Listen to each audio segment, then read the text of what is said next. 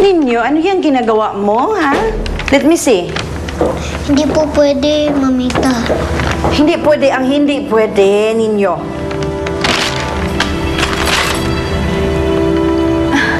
Oh, ako ba to? Anak, bakit ang pangit ko dito? Ganito ba yung buhok ko? Feel ko ganito talaga yung buhok ko. Hindi niyo po ba nagustuhan, Mami? Quinette, bakit hindi mo man lang ako binigyan ng ganito? Kahit minsan, nung bata ka pa. Eh kasi naman, Ma, ang gusto mo yung kumikinang at yung nasasangla. Ay, oo nga, naalala ko na. Ay, ito gusto ko to. Mas pangit si Helen sa akin. Gusto ko to.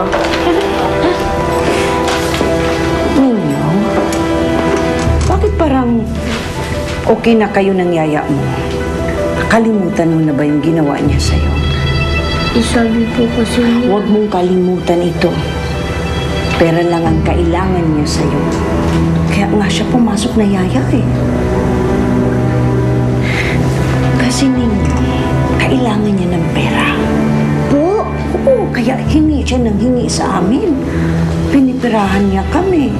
Kaya naisip namin, bigyan na lang namin siya ng trabaho.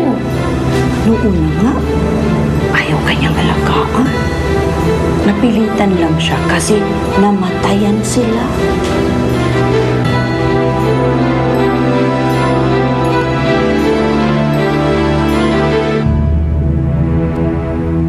Kung hindi siguro ako umuwi dito, siguro hanggang ngayon, buhay pa rin sila tatay.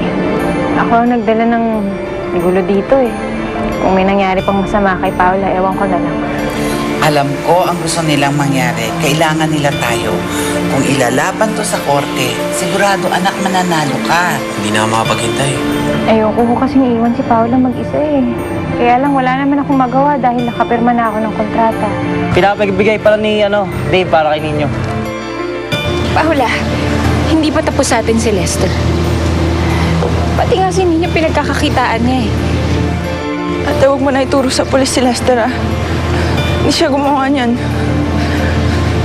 Eh, sino?